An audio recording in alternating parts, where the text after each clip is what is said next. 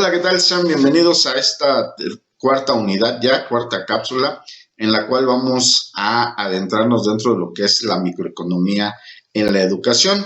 Recordemos en nuestra cápsula anterior, en nuestra sesión anterior, estuvimos hablando prácticamente de lo que es la macroeconomía, es decir, todas las decisiones agregadas que se toman y cómo influyen los diferentes aspectos de manera agregada, así como las diferentes políticas educativas que se van instaurando.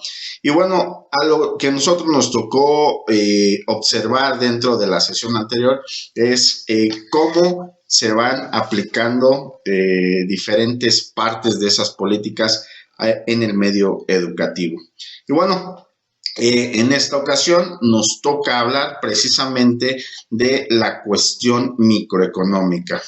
Para ello, pues una vez que se ha distribuido, vamos a llamarlo, de manera óptima el presupuesto educativo entre los diversos niveles de lo que corresponde al sistema educativo, pues corresponde encontrar la relación en cómo se van a distribuir esos recursos. Para ello nos toca estudiar precisamente una serie de diferentes situaciones en las cuales nos enfrentamos en el día a día. En la parte macroeconómica, por supuesto, abordamos las decisiones agregadas, es decir, el cúmulo de las decisiones y hablamos propiamente de la educación como desarrollo económico. Ahora nos corresponde hablar a nivel individual, pero desde la perspectiva propiamente de la escuela. En primera instancia, tenemos que hay que tomar una decisión en cómo vamos a repartir esos ingresos, esa distribución de recursos que ha llegado finalmente al plantel y se tiene que tomar una decisión en primera instancia al hablar de los edificios. Es decir, tenemos que escoger entre si tenemos un edificio que sea caro, que sea costoso por la distribución, la colocación, el terreno, etcétera, etcétera, buscando obviamente un mantenimiento barato, o por el otro lado, si tenemos o conseguimos un edificio barato, pero que obviamente ese edificio barato lo más seguro es que va a tener costes altos de mantenimiento. Lo mismo va a suceder con la distribución de los centros de forma uniforme, es decir, que haya escuelas en todo el país distribuidas de manera horizontal, es decir, que no importa si el lugar es pequeño o grande, es que finalmente lo importante es que haya un plantel en diferentes partes de la República Mexicana, por decirlo de algún modo, ¿verdad?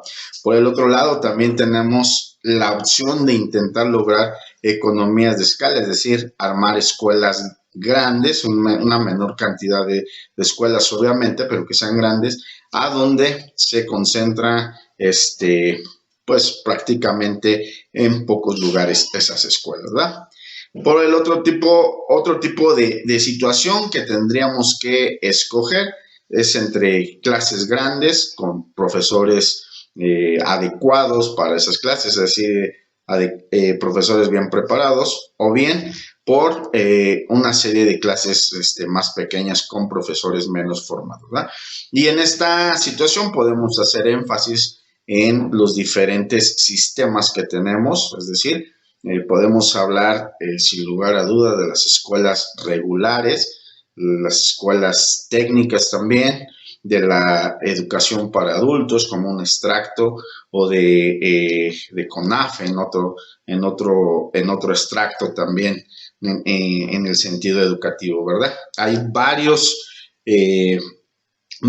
tipos de formaciones que nos llevan a ir abatiendo precisamente esa situación de rezago educativo. Entonces, es precisamente en esta situación ir escogiendo cuáles serían los mejores la mejor forma de distribuir esos recursos, ¿verdad? Y bueno, también podemos hablar de la situación entre solo tener profesores al frente de la clase o ir sustituyéndolos por medios electrónicos, como hoy en día hay una serie de cantidad de cursos electrónicos y medios digitales que están disponibles precisamente para ir sustituyendo de alguna manera al profesor al frente del aula, ¿verdad?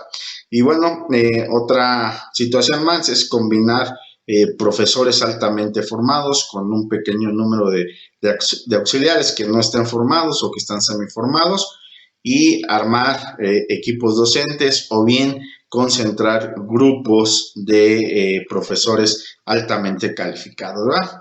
Y bueno, pues todo esto a final de cuentas, todas estas situaciones son posibles. Hay millones de combinaciones y evidentemente no hay una superioridad entre una y otra, es decir, no hay una solución real a lo cotidiano, ¿sí? Entonces, ¿de qué depende la distribución de los recursos? Pues va a depender de los objetivos que se tenga dentro del planteamiento de la política nacional, en este caso, en primera instancia, de cuáles son las políticas que se tienen por parte del Estado. Y bueno, poco a poco vamos bajando esas políticas para ir aterrizándolo directamente a nuestro plantel, ¿verdad? ¿Qué es lo que nosotros buscamos dentro del plantel? Por un lado como directivos o administrativos, por el otro lado como docentes y bueno, también qué tipo de formación se tiene dentro propiamente del plantel, ¿verdad? Entonces vamos aterrizando todas estas situaciones antes mencionadas para llegar a el objetivo que nosotros tenemos planteado dentro de la institución en la cual estamos pues propiamente laborando, ¿verdad? Para ello nos vamos entonces a hablar de lo que es la organización educativa y vamos a entender primero que nada que todas las organizaciones que tienen como propósito, tanto en su intención como en su acción, formar personas, en el pleno sentido de lo que significa formación, a través de la enseñanza, son organizaciones educativas, de lo contrario, no lo son. Y bueno, aquí partimos de esta situación propiamente porque vamos a ver que hoy en día, a partir propiamente de la escuela, una vez que egresas de la escuela, o incluso si no ingresaste a la escuela, estás dentro de alguna empresa, la empresa te va a estar formando en la parte educativa, pero pues obviamente eso es por interés propio de la empresa, ¿verdad? Entonces la empresa no puede sustituir de ninguna manera a lo que es propiamente la institución educativa o la escuela. Entonces, hablamos que en sentido estricto, la organización educativa hace referencia a las organizaciones de educación formal, como la enseñanza académica, que está institucionalizada desde la educación infantil hasta la educación superior. Y se puede concluir que la organización educativa es el ámbito propio donde se desarrolla la educación formal. La educación no formal es la enseñanza que se imparte organizada y sistemáticamente para atender necesidades particulares, pero fuera del sistema ordinario, como pueden ser los cursos de actualización y perfeccionamiento profesional o las actividades de pedagogía social, por mencionar algunas. Ahora, por el otro lado tenemos lo que es la educación informal y es todo otro tipo de aprendizaje que se realiza a lo largo de la vida y que tiene lugar en ámbitos donde no se imparte una enseñanza programada racionalmente, por ejemplo, en la familia y en la empresa laboral. Entonces, hablábamos de la empresa porque precisamente es en la empresa donde hoy en día se empieza a impartir una formación propiamente que tiene que ver, pues en principio, es obviamente hacer a los empleados de dicha empresa más productivos y generar especialización propiamente del rubro en el que se está hablando de dicha empresa, ¿verdad? Hasta ahí podríamos decir que está bien. El detalle es cuando dejan de cumplir con su función propia de la empresa y empieza a convertirse en una situación diferente. Y bueno, finalmente el tema que cierra esta unidad es lo que corresponde a la gestión escolar. La gestión escolar está englobada en un compendio de normativas, de procesos administrativos, de sistemas de gobierno y control que son necesarios para que los colegios lleven a cabo sus funciones educativas y organizativas.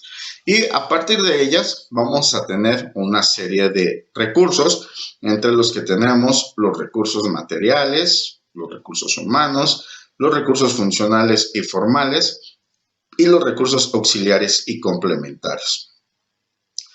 Y todo esto va a aterrizar en un tipo de organización. El tipo de organización que ha sido como más común y conocida hasta nuestros días es precisamente la organización burocrática, ¿va? En donde se encuentra un trabajo aislado e individual. Hay una separación entre lo que es la planificación y lo que es la administración. Existe una estructura jerárquica. Las tareas y las actividades tienen regulación y tienen una serie de pautas que están muy marcadas. Todo esto ha sido el común denominador de la educación y de la organización educativa hasta nuestros días. Sin embargo, esto ha ido modificándose en los, pues digamos, en los últimos años a volverse poco a poco en lo que es una organización colaborativa. Una organización colaborativa lo que busca es, primero que nada, reconocer la autonomía del profesorado. Entonces, este sistema viejo va dejando de ser funcional y operativo al día de hoy y empieza a emerger este sistema en el cual las decisiones ya no son solamente de la parte administrativa superior, ¿no? Sino que ahora ya se empieza a tomar en cuenta también las decisiones de todos los que forman la parte de la comunidad académica. Las tareas y actividades empiezan a ser llevadas a cabo por parte de un currículo y se empiezan a realizar de forma cooperativa. La propia estructura es colegiada a través de diferentes órganos y elementos de coordinación que fomentan la participación de todos los docentes, familias y alumnado. Ahora bien, sabemos que en la realidad este proceso es complicado, es decir, no se está dando como se menciona al 100%, pero sí existe un proceso encaminado a él. Es verdad que sigue manejándose parte de la estructura burocrática aún hoy en día. Es algo que ha estado muy enraizado de hace mucho tiempo, pero varios planteles, varias escuelas empiezan a trabajar con este enfoque que viene en primera instancia, pues obviamente desde la parte estatal y que va permeando poco a poco en las diferentes instituciones. Obviamente va a permear más en aquellas en las cuales la supervisión está directamente vinculada o hay supervisión continua de aquellas instituciones donde la supervisión pues es muy ocasional, ¿verdad? Y de este tipo de organizaciones, pues obviamente se desprende también lo que es la organización vertical, que es donde se encuentra propiamente la parte administrativa y directiva, pero formando equipo con todo el profesorado, y la organización horizontal, que es al nivel de docentes, donde todos comparten actividades de un mismo grupo, una misma aula, de un mismo curso, que tienen que ver propiamente con el desarrollo y la planificación de dichas actividades. Y finalmente lo que es la organización staff, que pues prácticamente hace una síntesis de ambas situaciones de organización, tanto de la vertical como de la horizontal. Y bueno, pues finalmente todo esto nos lleva a entender que a nivel microeconómico, las decisiones que se van tomando en primera instancia, pues como plantel, como unidad, como agente económico individual, van formando parte de un conglomerado que está afincado propiamente en las políticas nacionales. Y bueno, como hemos observado en esta sesión, pues la organización educativa y la gestión escolar han sido o han estado muy arraigadas en un viejo sistema, pero esto se va modificando en primera instancia por el paso del tiempo y en segunda instancia por las necesidades propias del desarrollo económico. Entonces, es esta parte donde a nosotros nos interesa conocer precisamente cómo el desarrollo económico va incidiendo de diferentes maneras en nuestro proceso y en nuestro quehacer educativo, ¿verdad? Bueno, pues con esto estamos prácticamente cerrando en cuestión de las cápsulas lo que corresponde a esta materia de economía y educación. Nos queda por desarrollar únicamente lo que es el desarrollo de capital humano, el cual estaremos viendo en nuestra primera sesión para con eso terminar propiamente los temas que abordan nuestra materia de economía y educación. Les deseo mucho éxito en sus actividades y con esto estaremos concluyendo las cápsulas de esta materia. Hasta pronto.